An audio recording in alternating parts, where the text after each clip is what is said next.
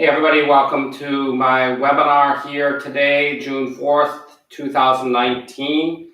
And I hope you're all having a great start to the golf season. Some of you might have been playing the whole year. Today I'm going to go over a few of the most important things you should be looking at when you're practicing and playing, as well as talk about the drills and how you should do them and common things that we see. Also, Tony's watching in North Carolina. He's teaching his one-day schools out there. All that information is on the website. And I'm going to be teaching a couple 3-day schools in Cincinnati at the end of this month. So in a couple weeks, I'll be in Cincinnati. So you can find that information on the website as well. Most common when we're teaching the schools, what we see as far as common mistakes, and I'm going to go over basically that's the reason for the drills, is they fix these mistakes that we see. And most common is basically impact, not getting into a good impact position and not getting the body into position before impact. So they both go hand in hand together, is getting the body moving to the best of your ability to get yourself into a good impact position. And so basically what we're trying to do is get the club coming in with the hands leading the club head. So you can see the club head's back there. In order to do that, we need to have the body rotating to bring the club through. If you do it properly, what you'll see is the club comes in to impact very shallow and very flat through impact, simply because we keep rotating the body so the grip gets moved upwards as we're turning through. And it's actually, with setup for impact, far easier to learn than it is with a conventional setup, simply because we don't have to focus on such things as squaring the club face or getting the club on the swing plane at the top, simply because we're set up on plane. And that's basically the main thing that I'd be looking at, is looking at setup first and then going from there.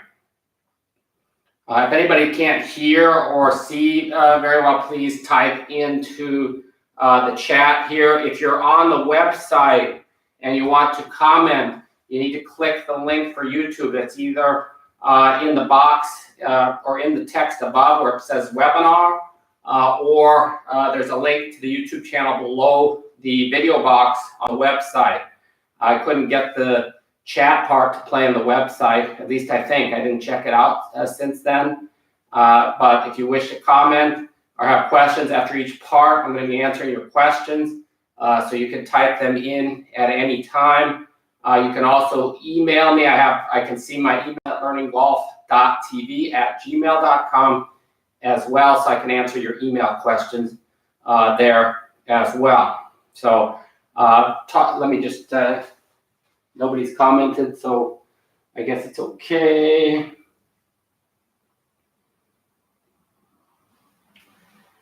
So the main thing that I see in people submitting videos, there's a little bit of, I think, a belief that we should just work on the swing with a full swing. And from my experience and over 30 years of teaching, it's just not the most effective way. If we want to improve impact, I would have you do this.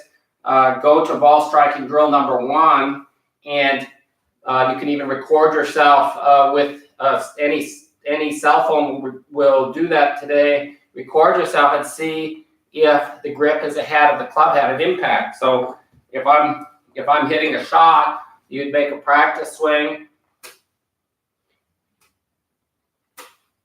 And then if you hit a shot, we want to see that same motion. If you see this at all, the hands flipping, then you need to concentrate on that drill until you can successfully complete ball striking drill 1 and eventually do it without even having to think about it. That would be the ultimate goal.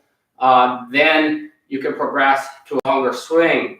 Obviously, you can still play golf along the way as you're working. You just simply do the drills. You can do the drills at home, but ball striking drill 1 is the drill really we do in the schools the most.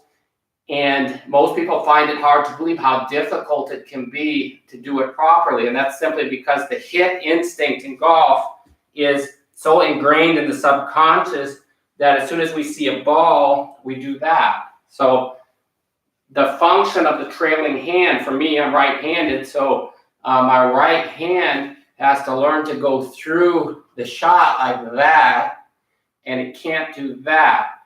What we see is that, and probably 98% of golfers are doing that. So it translates to this.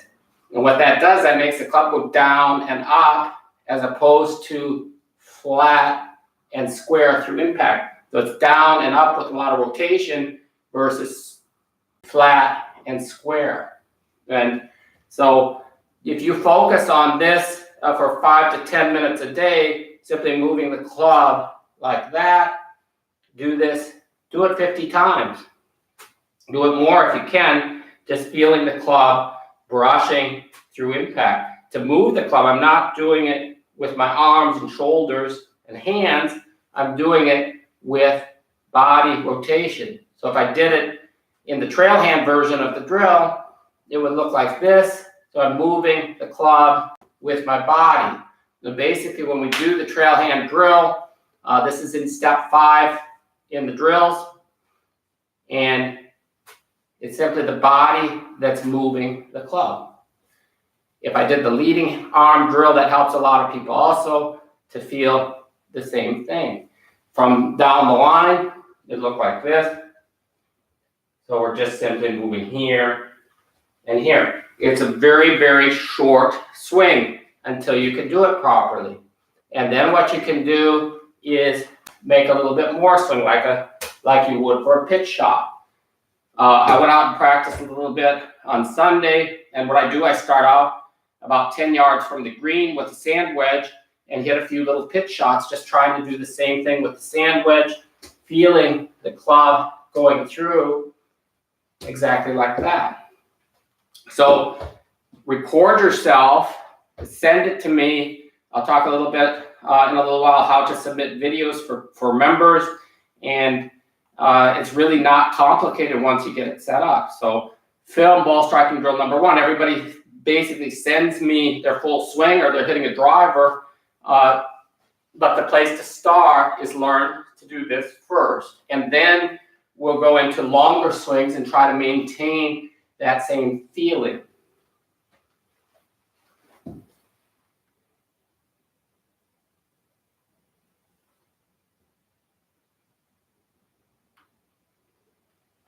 Thanks, Tony. Yeah, the room that I'm in is going to echo a little bit, but we'll do the best we can.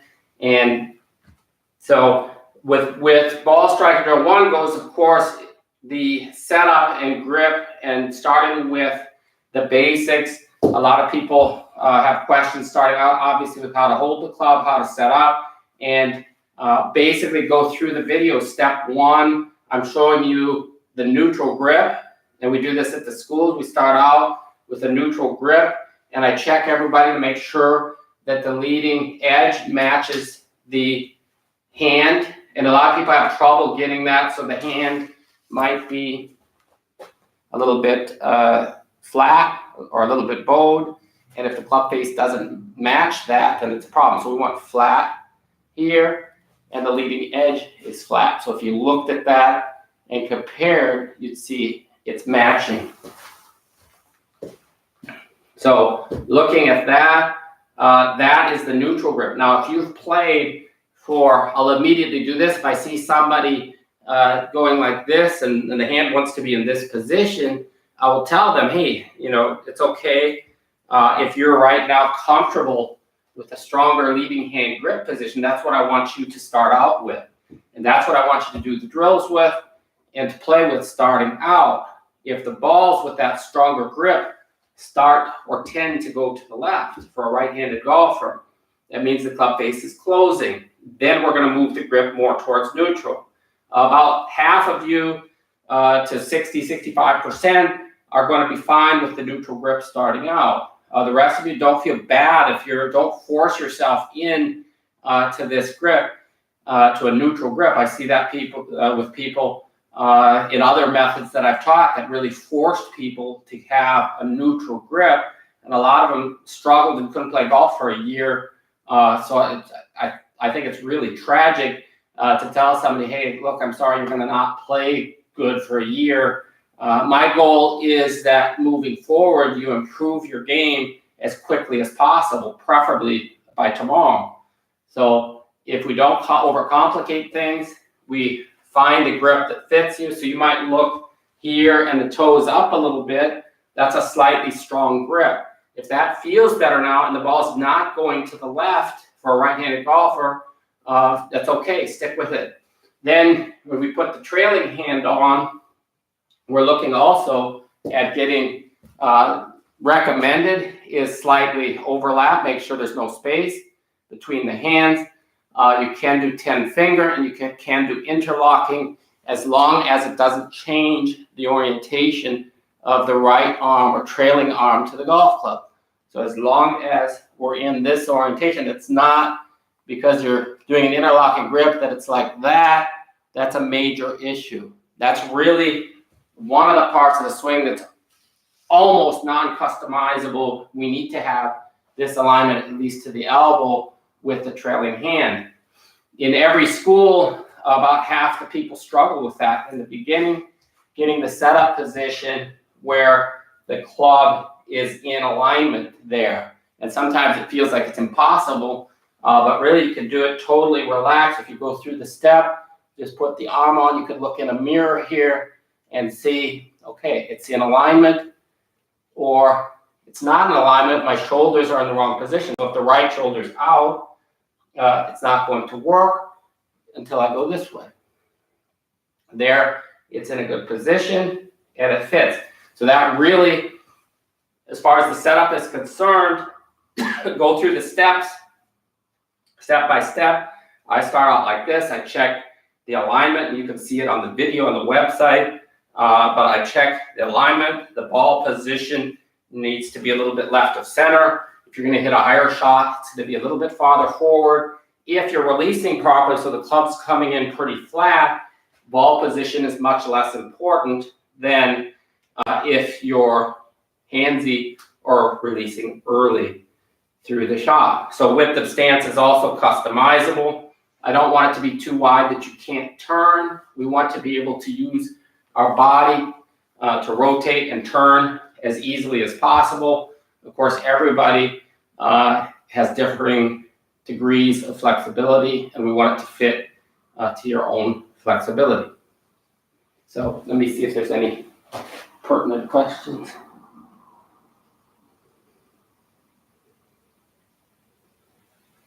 Yeah, Dennis, the thumb of the leading hand will be in a neutral grip. So depending, it could be that if you have really, really thick grips, it may not be. But the hand, if you're looking, if I look down on a neutral grip, it's just slightly to the right of center for a right-handed golfer. And it goes pretty straight down from the top of the thumb. From the top of the thumb down, it's pretty straight down the side. A little bit stronger. And again, just don't get it caught into forcing yourself to be neutral. But yeah, in a neutral grip, that's what I'm doing. I want to fit also the grip. I show you this on the website, but it fits a little bit more into the palm of the hand, the leading hand. And that's why I recommend for most people slightly thicker grips. Now that's not for everybody, and I always tell people to try one grip first. I use jumbo grips from Golf Pride. That's a Tour Velvet grip. It's a little bit heavier, slightly heavier than a normal grip. It's basically generally over a conventional grip, a couple of wraps of tape more, or if you use a standard grip, maybe mid-size. But you can send me your hand size and let me know, and I can make a recommendation as far as grip size.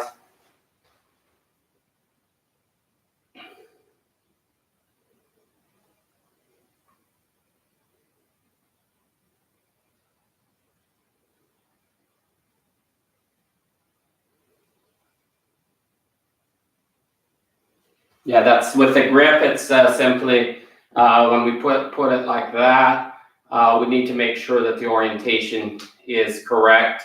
If people put it in the palm from here, you're going to have a nightmare. And that's why it's important always to be able to have the club at almost a 90-degree angle. It's a little bit less than that, but that's the most important, is to go through the procedure here, see that it fits, but then see here as well. If we get it too much diagonally through the hand, Bryson DeChambeau, if we get it too diagonally through the hand, you'll see it's too high. But most people, if you get it too low, then it's at a big angle there. So I show you on the website, if you look on the grip section there, and you could go through those step by step, and I will review those as often as possible. If you, when you get to step 3, for me, that's where it gets really important once we have the setup, is to finding your impact position. Basically, if I'm going to turn my hips towards the target from my setup position, what I'm going to do is push a little bit with the right foot, and I'm going to turn the hips a little bit towards the target. Now, when you do that, what you're going to find out is the hips turn and it pulls the upper body a little bit with as well. When we do this, we want to keep the head in position. The hands will get pushed a little bit forward. That's all we're looking for. So watch the setup video. It's not that long, and you can go through that step by step. That's step 3. And when we get into step 4, I'm taking you through each of the drills for the different swing lengths.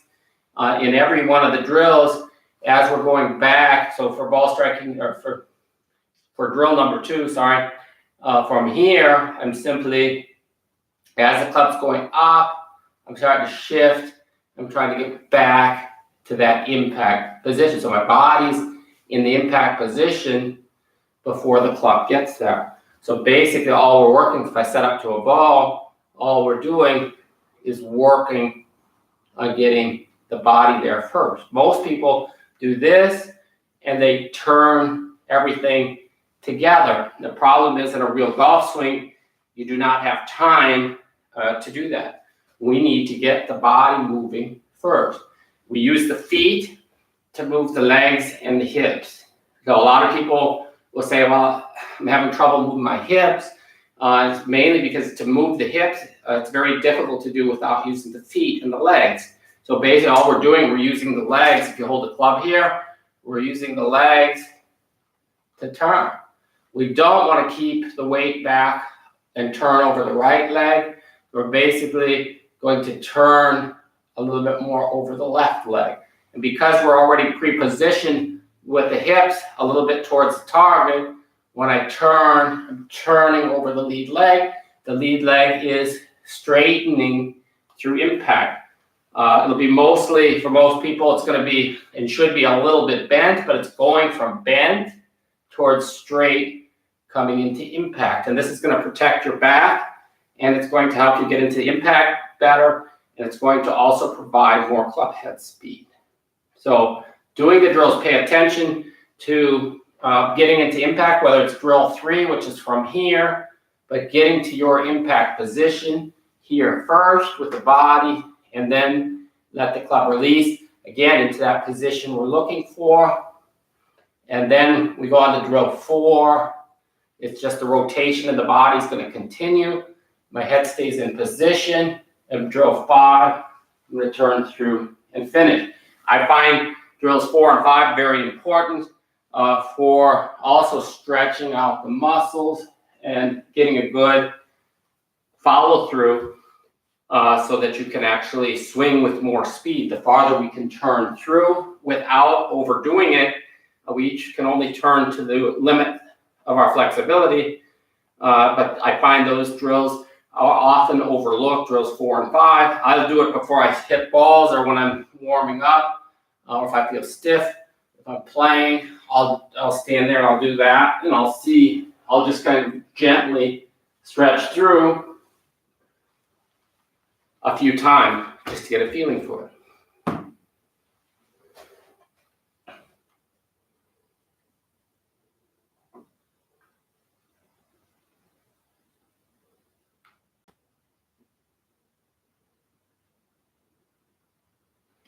Hey, Pepe, Yeah, that's a good point, and that's perfectly fine. If you find the neutral grip works better with the irons, different drivers, and there's a lot of different shafts and drivers. A lot of times you're going to need to adjust your swing to fit the driver. Unfortunately, simply the way the shaft is made can make it necessary to hold it a little bit stronger in the grip, and it's much more often I see stronger versus weaker with the driver. But if the face is open, the easiest cure is to make it a little bit stronger. Sometimes it could be your ball position is too far back in the stance, so that's why it needs to be a little bit stronger. And if you do have to hit a low shot with the driver and play it a little bit back in the stance, it's a good idea to make the grip a little bit stronger or close the face a little bit. Just it tends to be open with the driver if the ball position's back.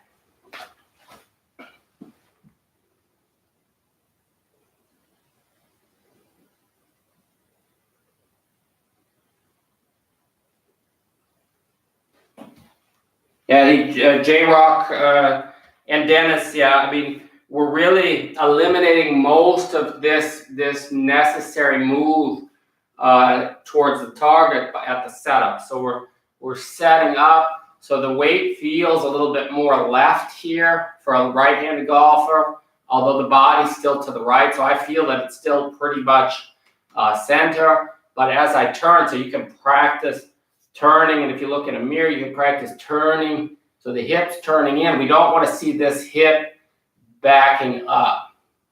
So the thing to do when you do the drills is to see that you're here and that it's rotating. So the leg in this position would be pretty straight as I'm coming into impact. And the hips are starting, so the left hip's starting there. It may move a little bit more that way, and that's fine.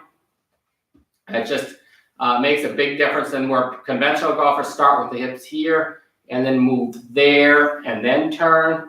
So we're basically going to try to keep the hips in position. So on the backswing, it's important to keep the weight on the inside of the trailing foot to keep some flex in the trailing knee. So I'm here, so the hip's got to turn, the right hip is going to turn in, and that's keeping the leading hip in a position. A lot of people go that way on the backswing, and then the problem is by the time they start the through swing, they never get over.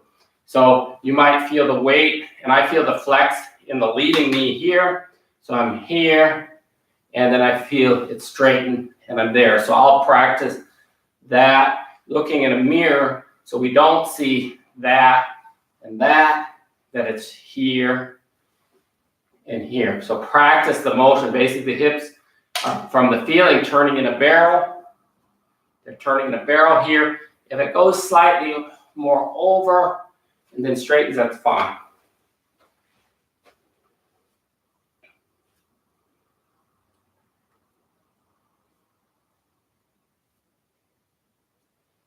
Yeah, hey David, as far as getting the hips moving, it's really what I'll do is when I'm practicing, especially ball striking drill 1, I can feel what the feet are doing.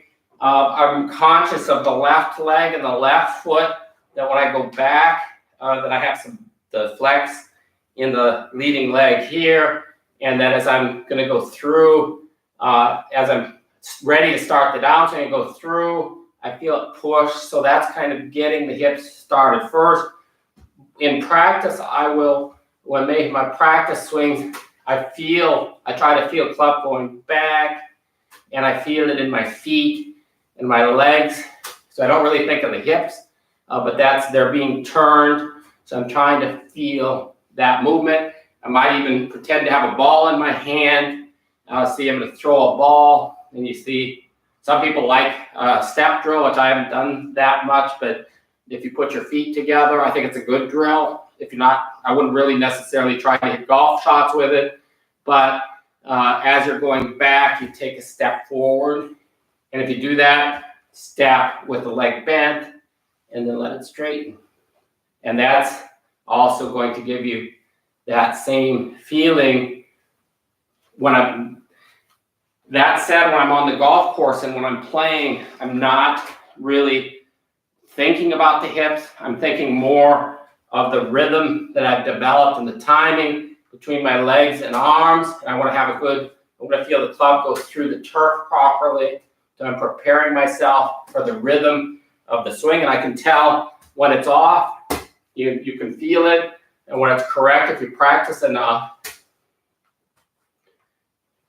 if it's correct, then you can feel it. And that's what I'm looking for when I'm playing. I'm not thinking of mechanics at all. I'm only thinking of the rhythm, the right turf contact. I may have a swing thought trying to keep the weight on the inside and some flex in the trailing knee. But otherwise, I'm just playing, taking it to trying to keep the brain out of it as much as possible. When I practice and do the drills, especially the drills without golf balls, then I'm not, then it's okay to think about, to go slowly and think about the motion.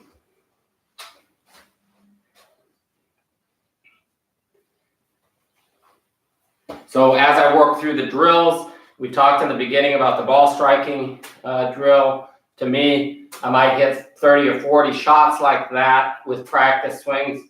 So I'll go to the chipping green normally. Some days I'll take an 8-iron, some days I'll take the sand wedge. And I'll just set up and I'll just make a couple practice swings, trying to feel where I want it to be, checking the finish position here. So I'm not going through to here. And that's why I go to the practice green, so I'm not trying to hit the ball too far, but I'll feel the same things. I'm feeling the leg motion and my hands are relaxed. And once it feels good, I'll go to the ball and do the same thing, and I'll check my finish. And then I go to, if it feels right and the shots are all good and the finish is good, then I'll move on to the next drill. If I'm having trouble or somebody I'm teaching is having a hard time at the schools, we'll also do especially the trail hand drill, because the trailing arm needs to be trained for most people to go through like this. And what we'll do, we talk about the space here between the grip and the trailing arm, and we want to see that space in the swing. We want to see that increase. Most people at first, that will decrease. You see it comes together. We want to see it increase or stay the same. And when you do this, if you picked up a golf club right now and you do this, you'll see that the face, when we make this motion, the club face stays very square, and the club comes through, impact very shallow. And that's what we're looking at. It's also helpful to do the leading arm version of the drill. So if I'm holding again above the elbow here, I'll do the same thing very slowly till you get a feeling for it. Again, feeling the rhythm. I want to feel the body move first, and I'll go through those drills. Every time I practice, you should be doing these every day, every chance that you get. If you want to practice golf, 5 or 10 minutes. Do it 5 or 10 minutes. If you have a lot of time, 5 or 10 minutes a couple times a day. In the schools, I see tremendous results when we do these drills and go to the range afterwards. I make sure first that every person can exactly make this move perfectly, and then we go to the range and we slowly increase the distance of the swing. Then we'll go to ball striking drill number 2, going to here. And at first, everybody with ball striking drill 2 is way, swinging through too much because the hands are active. And then ball striking drills 3 and 4, as the drills before, become better.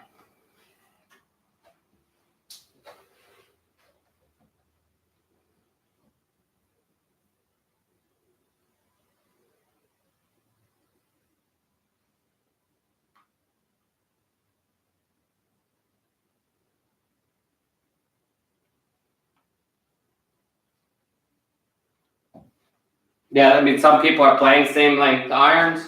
I would definitely, if you're going to go that route, to me, it depends on your playing ability and your handicap. But if you're over a 20 handicap, they may help But the best thing you can do is go to a fitting. Club Champion Golf is who I recommend as the best in fitting golf clubs, and members or people following my system. You don't have to be a current member. They're not going to check that. But if you look at clubchampiongolf.com, there's over 50 locations around the U.S. and you'll get a 5% discount, and they do a great job taking care of you. They put you through the best fitting experience possible, and you can try same length clubs to see. For me, if it provides the proper distances between golf clubs, then it's fantastic. I've seen a lot of people buy them though, and it doesn't do that. So in other words, they hit the short irons, the wedge is too far, and they hit the long irons too short. So you need to really get properly fitted for those. And I think with the setup for impact method, because we're already setting up on our impact plane, that the changing lengths of the club really don't matter much, because we're not having to compensate for the swing to begin with.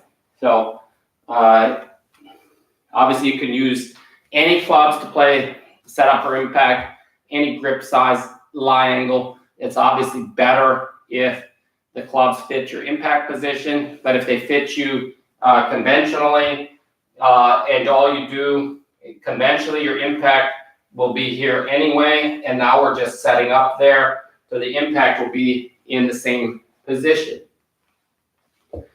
So I talked also a little bit about the short game, about starting the drills at the short game area. So talking a little bit about chipping, basically putting the ball back in the stance, and but it's the same motion really as ball striking drill number 1. It's the same motion. If you need the ball to roll far, take a 5, 6, or 7 iron. It's a medium chip shot where the ball has to roll 20 or 30 feet.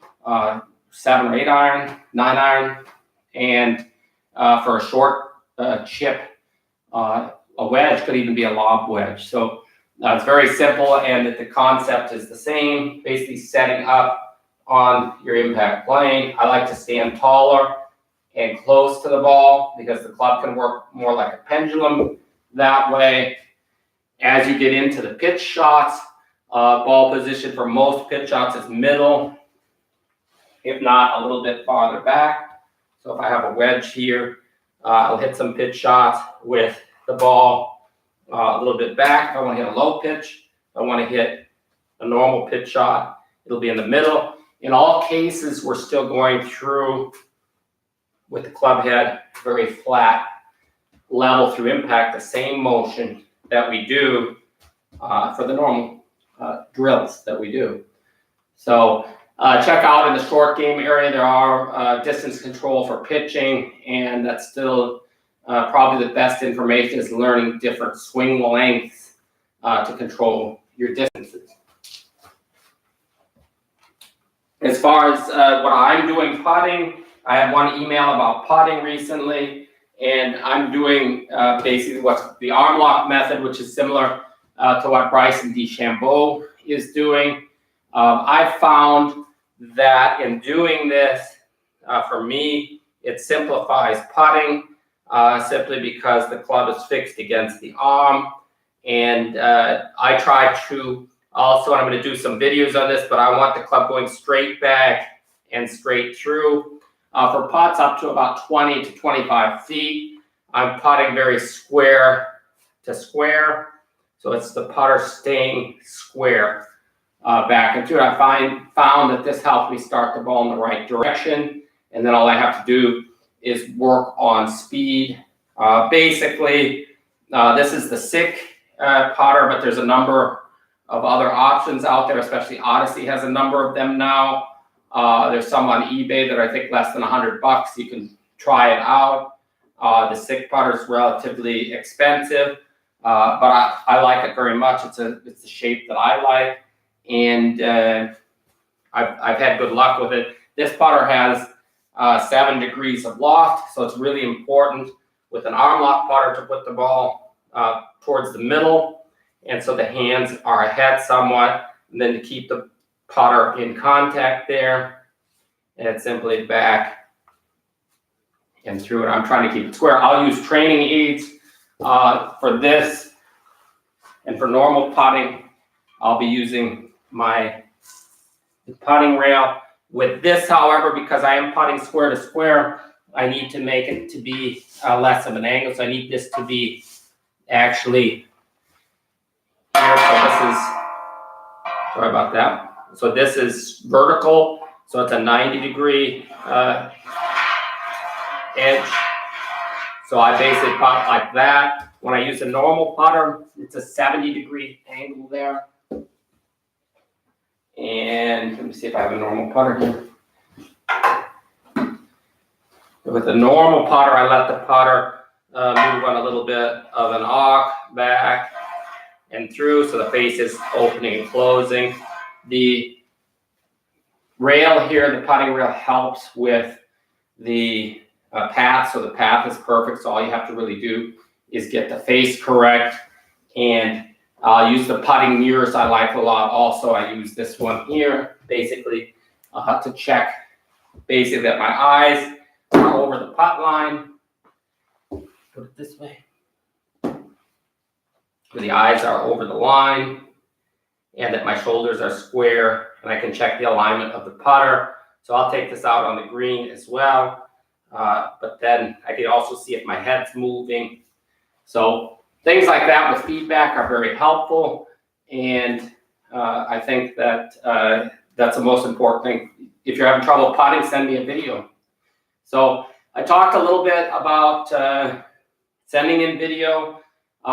If you haven't done it already, for either your smartphone or a tablet, you can actually have it on both. You get the V1 Golf app. The information is on the website in the members section under Submit Video. If you're not currently a member, it's simply get the V1 Golf app, sign up, and all you need really is a tripod. Is very helpful, and a holder for the phone. So I use this one. You can see that. So this black piece here on the top is from Ulanzi, and it screws into any tripod. So I'll set up the tripod, and the information again is out there, but I'll set this up. I can pull this out of my golf bag. I'll set this up, and then I will film myself face on. So I film myself this way, and then I put it, if I was hitting towards you, towards the camera, I would set up here, and I would have it in line, and I would film a swing that way. And so you can then get feedback. Members can send in video. All you need to do is share the video with me at learninggolf.tv Academy. You choose that from the list of academies, and then my name, and then share. And so you can send up to 2 videos per day. And that's part of the membership, and a lot of people take advantage of that. So I'm able to help you step by step improve your swing. I also, for the iPad, I actually use the big iPad Pro for lessons in schools, and there's just a different tripod holder for that. It's also a metal one from the same company. That's very good. The plastic ones for me, I had a couple of plastic ones. They tend to break, although I use them a lot. So again, that's an option. You could email me if you need any more information about any of that. And if you want to improve your game as quickly as possible, you can visit one of the golf schools. I have, as I said in the beginning, 3-day schools coming up with some openings still the end of this month, the 18th. I'm flying on the 18th of June to Cincinnati. And the schools are from the 21st to the 23rd, a 3-day school, and from the 28th to the 30th. So two 3-day schools. Tony has 1-day schools in North Carolina, and both of us also give private lessons. So that information is on the website at learninggolf.tv. Basically, in the schools, I do have a video about what's in the schools, but we're going through everything step by step. And I'm able to customize it and work with each individual. to find exactly how to get you the fastest improvement possible. When you leave the school, there should be no question as to what you need to do going forward. And my hope and expectation is that you play better golf immediately. A lot of people on the first and second day are hitting the ball better than they did coming in.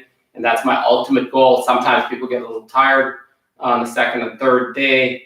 But again, it's not ball beating sessions in either of the schools, whether it's 1 day or 3 day, but it's really learning how to set up, how to grip it, how to use feedback, how to move properly. And then we do hit, of course, balls, and we work on short game, chipping, pitching, putting, and in the 3-day school, bunker shots as well. So any questions about the schools, send me an email, learninggolf.tv@gmail.com. And let me see if there's any other questions.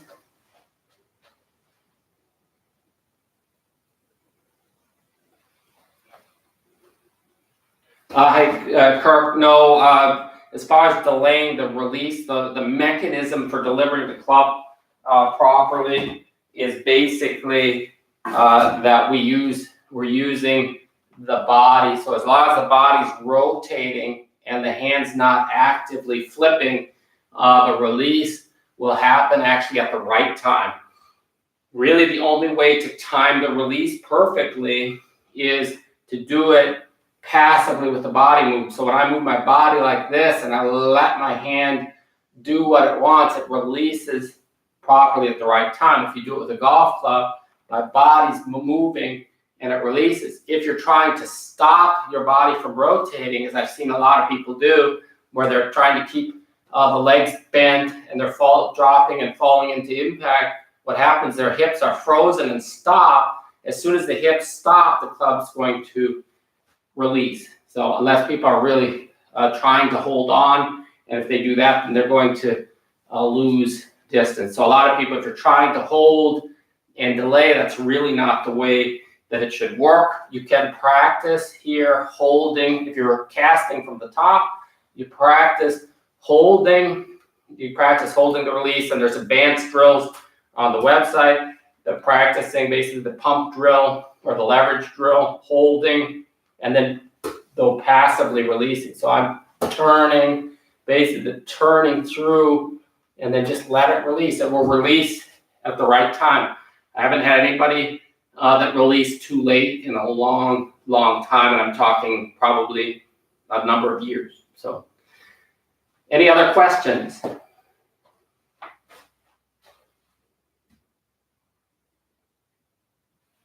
Hi, Tom. Great. Glad that you enjoyed it. Should be a good refresher from being at the schools and going through those drills. For everybody, go step by step through the path. 1 page, grip, setup, impact. Drills 1 through 5 address how you should be moving in the swing. If you're having an issue in the swing, fix it doing those 5 drills first, and then ball striking drills, starting with ball striking drill 1. Don't skip to the full swing and expect to change things. It's very difficult. Sometimes, obviously, if your setup is off and you put the setup right, a lot of cases you're going to hit the ball, your full swing will be fine.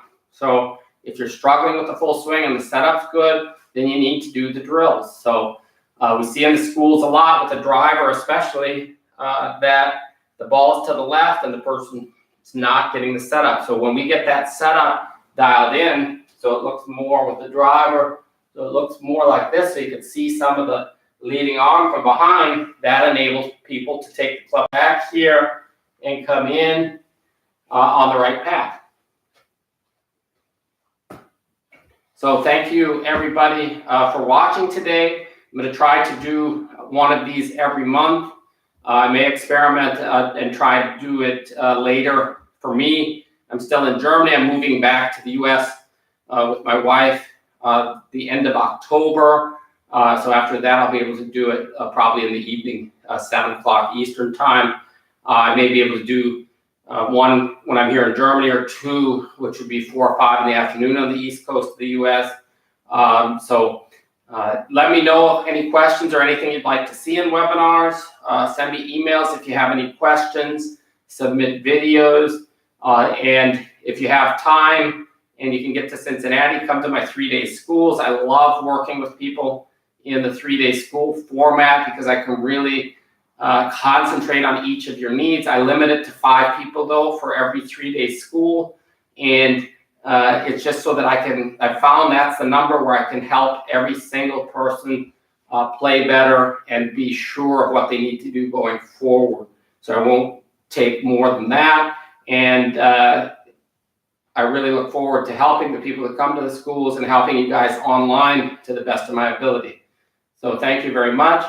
This will be available on the same page on the website, or if you save the URL here for YouTube, I think it will still be available. It's not listed on YouTube, but it is going to be available on the website. Eventually, it will be password protected for members. So if you're not a member and you watch it, it's fine, but in a few days, it will likely be password protected just so that I can put it live for members, for all members. So thank you very much. Hope you guys improve your game and have a great day. Thank you.